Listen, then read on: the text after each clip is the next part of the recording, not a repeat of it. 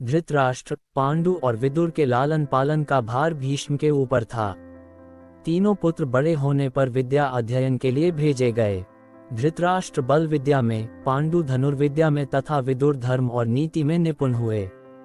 युवा होने पर धृतराष्ट्र अंधे होने के कारण राज्य के उत्तराधिकारी न बन सके।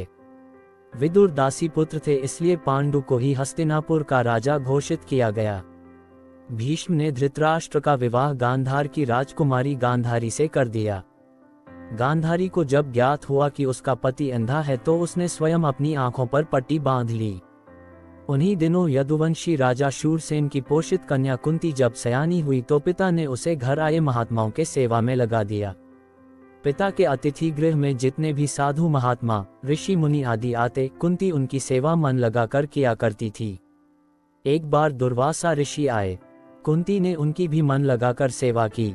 कुंती की सेवा से प्रसन्न होकर दुर्वासा ऋषि ने कहा, पुत्री, मैं तुम्हारी सेवा से अत्यंत प्रसन्न हुआ, अतः तुझे एक ऐसा मंत्र देता हूँ जिसके प्रयोग से तू जिस देवता का स्मरण करेगी वह तत्काल तेरे समक्ष प्रकट होकर तेरी मनोकामना पूर्ण करेगा। इस प्रकार दुर्वासा ऋषि कुंती को मंत्र प्रदान करके चले गए। एक दिन कुंती ने उस मंत्र की सत्यता की जांच करने के लिए एकांत स्थान पर बैठकर उस मंत्र का जाप कर सूर्यदेव का स्मरण किया। उसी क्षण सूर्यदेव वहां प्रकट होकर बोले, देवी, मुझे बताओ कि तुम मुझसे किस वस्तु की अभिलाषा करती हो। मैं तुम्हारी अभिलाषा अवश्य पूर्ण करूंगा। इस पर कुंती ने कहा, हे देव, मुझे आपसे किसी भी प्रकार की अभिलाषा नहीं है। मैंने तो केवल मंत्र की सत्यता परखने के लिए ही उसका जाप किया है। कुंती के इन वचनों को सुनकर सूर्यदेव बोले, हे कुंती, मेरा आना व्यर्थ नहीं जा सकता। मैं तुम्हें एक अत्यंत पराक्रमी तथा दानशील पुत्र प्रदान करता हूँ। इतना कहकर सूर्यदेव अंतर्ध्यान हो गए। कुंती ने लज्जावश ये बात किसी से नहीं कह सकी।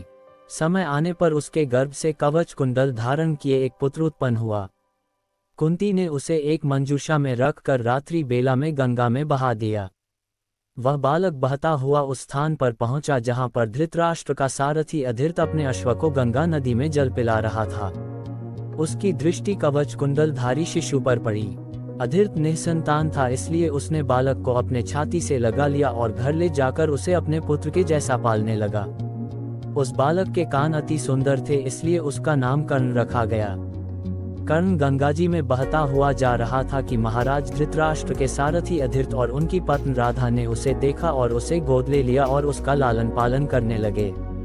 कुमार अवस्था से ही कर्ण की रुचि अपने पिता अधीर्त के समान रथ चलाने की बजाय युद्धकला में अधिक थी। कर्ण और उसके पिता अधीर्त आचार्य द्रोण से मिले, जो कि उस समय युद्धकला के सर्वश्रेष्ठ आचार्यों में से एक थे। द्रोणाचार्य उस समय कुरु राजकुमारों को शिक्षा दिया करते थे। उन्होंने कर्ण को शिक्षा देने से मना कर दिया, क्योंकि कर्ण एक सारथी पुत्र था और द्रोण केवल क्षत्रियों को ही शिक्षा दिया करते थे। द्रोणाचार्य की असम्मति के उपरांत कर्ण ने परशुराम से संपर्क किया, जो कि केवल ब्राह्मणों को ही शिक्षा दिया करते थे।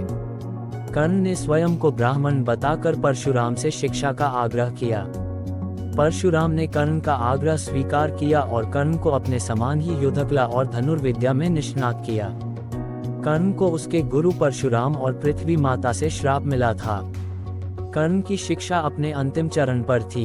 एक दोपहर की बात है, गुरु परशुराम कर्ण की जंघा पर सिर रखकर विश्राम कर रहे थे।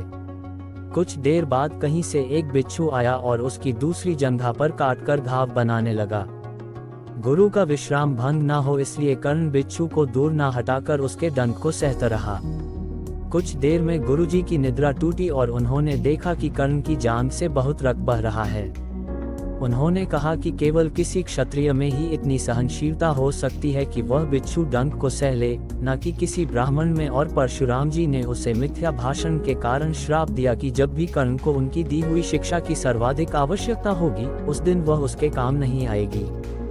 कर्ण, जो कि स्वयं ये नहीं जानता था कि वह किस वंश से है, ने अपने गुरु से क्षमा मांगी और कहा कि उसके स्थान पर यदि कोई और शिष्य भी होता तो वो भी यही करता। यद्यपि कर्ण को क्रोधवश श्राप देने पर उन्हें ग्लानि हुई, पर वे अपना श्राप वापस नहीं ले सकते थे। तब उन्होंने कर्ण को अपना विजय नामक धनुष प्रदान किया और उसे ये आशीर्वाद दिया कि उसे वह वस्तु मिलेगी जिसे वह सर्वाधिक चाहता है, अमित प्रसिद्धि।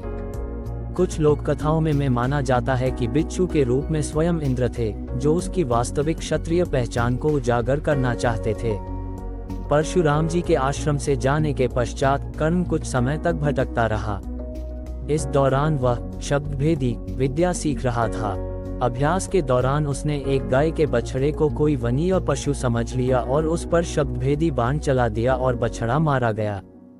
तब उस गाय के स्वामी ब्राह्मण ने कर्ण को श्राप दिया कि जिस प्रकार उसने एक असहाय पशु को मारा है, वैसे ही एक दिन वह भी मारा जाएगा, जब वह सबसे अधिक असहाय होगा और जब उसका सारा ध्यान अपने शत्रु से कहीं अलग किसी और काम पर होगा। इस प्रकार कर्ण परशुराम का एक अत्यंत परिश्रमी और निपुण शिष्य बना। कर्ण दुर्योधन के आश्रय में रहता था। गुरु द्रोणाचार्य ने अपने शिष्यों की शिक्षा पूरी होने पर हस्तिनापुर में एक रणभूमि का आयोजन करवाया। रणभूमि में अर्जुन विशेष धनुर्विद्या युक्त शिष्य प्रमाणित हुआ। तभी कर्ण रणभूमि में आया और अर्जुन द्वारा किए गए कर्तव्यों को पार करके उसे द्वंद्व युद्ध के लिए ललकारा। कब कृपाचार्य ने कर्ण के द्वंद्व युद्ध को अस्वीकृत कर दिया और उससे उसके वंश और साम्राज्य के विषय में पूछा, क्योंकि द्वंद्व युद्ध के नियमों के अनुसार केवल एक राजकुमार ही अर्जुन को, जो हस्तिनापुर का राजकुमार था, द्वंद्व युद्ध के लिए ललकार सकता था। तब कौरवों में सबसे ज्येष्ठ दुर्योधन ने कर्ण को अंगराज घोषित किया, जिससे वह अर्जुन से द्वंद्व युद्ध के योग्य हो जाए। जब कर्ण ने दुर्योधन से पूछा कि वह उससे इसके बदले में क्या चाहता है, तब दुर्योधन ने कहा कि वह केवल ये चाहता है कि कर्ण उसका मित्र बन जाए। इस घटना के बाद महाभारत के कुछ मुख्य संबंध स्थापित हुए, जैसे दुर्योधन और कर्ण के बीच सुदृढ़ संबंध बने, कर्ण और अर्जुन के बीच तीव्र प्रतिद्वंद्विता और पांडवों तथा कर्ण के बीच वैमनस्य। कर्ण दुर्योधन का एक निष्ठावान और सच्चा मित्र था। यद्यपि वह बाद में दुर्योधन को खुश करने के लिए द्यूत क्रीड़ा में भागीदारी करता है, लेकिन वह आरंभ से ही इसके विरुद्ध था। कर्ण शकुनी को पसंद नहीं करता था और सदैव दुर्योधन को यही परामर्श देता कि वह अपने शत्रुओं को परास्त करने के लिए अपने युद्ध कौशल और बाहुबल का प्रयोग करे, न कि कुटिल चालों का। जब लाक्षागृह में पांडवों को मारने का प्रयास विफल हो जाता है, तब कर्ण दुर्योधन को उसकी कायरता के लिए डांटता है और कहता है कि कायरों की सभी चालें विफल ही होती हैं, और उसे समझाता है कि उसे एक योद्धा के समान कार्य करना चाहिए और उसे जो कुछ भी प्राप्त करना है, उसे अपनी वीरता द्वारा प्राप्त करे। चित्रांगद की राजकुमारी से विवाह करने में भी कर्ण ने दुर्योधन की सहायता की थी। अपने स्वयंवर में उसने दुर्योधन को अस्वीकार कर दिया और तब दुर्योधन उसे बलपूर्वक उठाकर ले गया। तब वहां उपस्थित अन्य राजाओं ने उसका पीछा किया, लेकिन कर्ण ने अकेले ही उन सबको परास्त कर दिया। परास्त राजाओं में जरासंध, शिशुपाल, दंतवक्र, साल्व और रुक्मी इत्यादि थे। कर्ण की प्रशंसा स्वरूप जरासंध ने कर्ण को मगध का एक भाग दे दिया। भीम ने बाद में श्री कृष्ण की सहायता से जरासंध को परास्त किया, लेकिन उससे बहुत पहले कर्ण ने उसे अकेले परास्त किया था। कर्ण ही ने जरासंध की इस दुर्बलता को उजागर किया था कि उसकी मृत्यु केवल उसके धड़ को पैरों से चीरकर 2 टुकड़ों में बांटकर हो सकती है। दोस्तों, कैसी लगी कहानी? अच्छी लगी हो तो चैनल को सब्सक्राइब शेयर जरूर करें। धन्यवाद।